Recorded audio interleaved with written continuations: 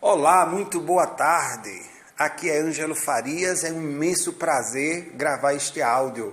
Hoje eu vou falar sobre a história de Roma, que inicia-se há 750 anos antes de Cristo e vai até 1454 com a queda de Constantinopla para os turcos. Inclusive, Constantinopla é o nome dado ao imperador romano chamado Constantinos. Antes tinha um nome grego, era chamado Bizâncio. E hoje é a capital da Turquia, Istambul. Quem estuda o Império Romano do Ocidente geralmente é chamado latinistas, os acadêmicos ou as estudiosos que têm uma produção literária nesse tema. E as pessoas, os acadêmicos, os estudiosos que estudam o Império Romano do Oriente, eles são chamados de bizantologista. Então, quem estuda o Império Romano do Oriente, ele estuda bizantologia. O Império Romano do Ocidente, que tem sua capital chamada Roma, ele durou, pela historiografia, até 476 depois de Cristo. Esta é a data histórica que o Império caiu, mas todos sabem que desde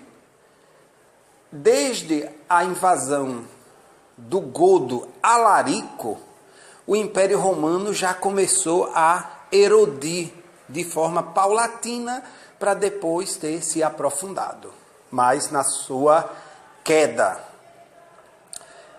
Antes da queda do Império Romano do Oriente, em 476 depois de Cristo, Constantino, que teve um sonho, ele não era cristão, mas aí ele teve um sonho com uma cruz, não é isso?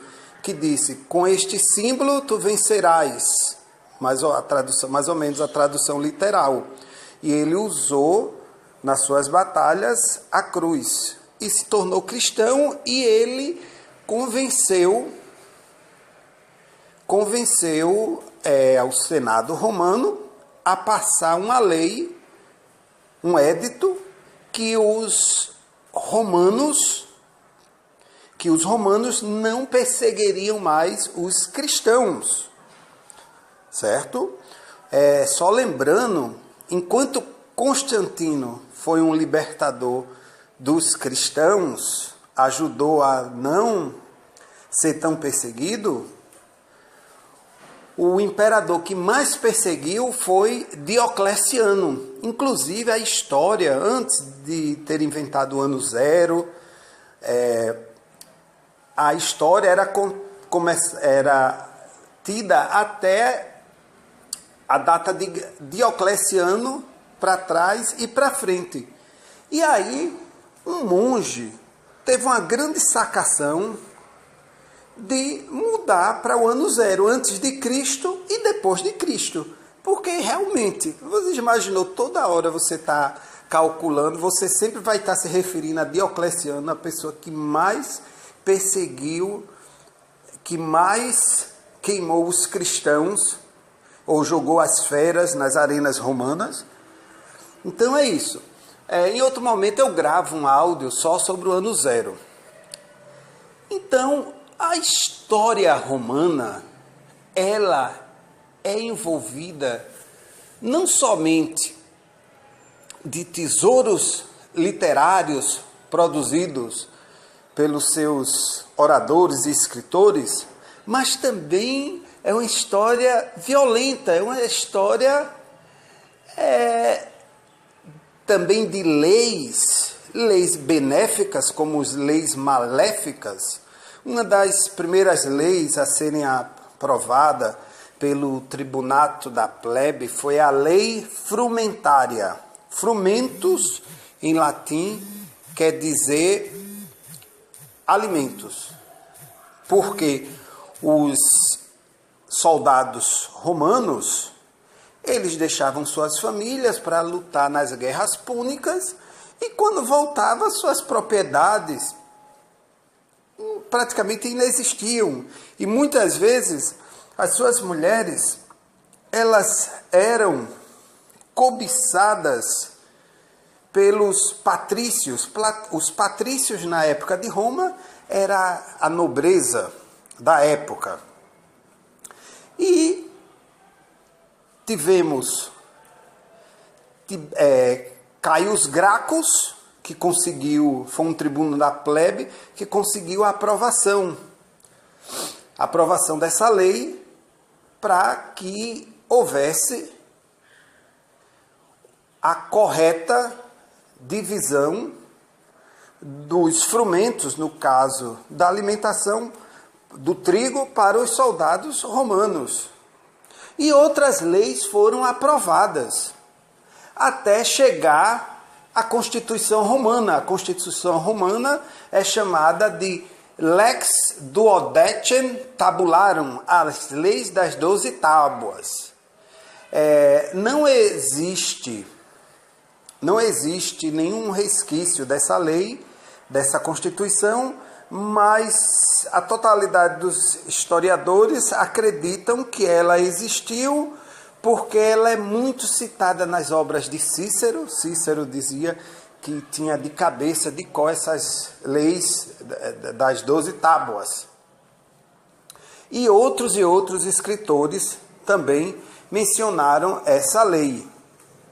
É diferente do cilindro de Ciro, né? Até então, o cilindro de Ciro nunca tinha sido encontrado. Muitos achavam que não existia e foi encontrado. Não é? Foi encontrado o cilindro de Ciro e hoje é um símbolo dos direitos humanos, que vai fazer, a Declaração Universal dos Direitos Humanos vai fazer 70 anos em dezembro. Bom, é isso. E, além dessas leis aprovadas do início da República, que foi uma fase muito conturbada, mas também de muitas paixões, discursos boníficos, inflamados, que incentivaram a população a se mexer ao ponto de nós termos no Monte Sacer, Sacer quer dizer sagrado, Monte Sagrado, nós termos a primeira greve geral da Antiguidade. Ela é citada já em Roma, nos primórdios da República. Bom, é isso. Eu gravo um outro áudio a posteriori, falando de Justiniano, que já codificou todos os éditos, todas as leis já aprovadas na época de Roma, que gerou fonte para o direito de hoje, né? O Codex Justiniano. E aí eu falo em outro momento. Em outro momento eu falarei também sobre o Império Romano do Oriente. O Império Romano do Oriente, ele foi muito cristão também. Tá? Um abraço fraterno a todos. Espero que tenham curtido, que curtam e que gostem de um pouco da história de Roma. Os livros que eu pauto os meus conhecimentos Latin for the New Millennium, de Terence Thunberg e Milena Minkova. Os livros de Mommsen. Mommsen foi um dos maiores historiadores alemães até o momento, entre outros. Depois eu coloco a bibliografia completa para vocês. Tchau.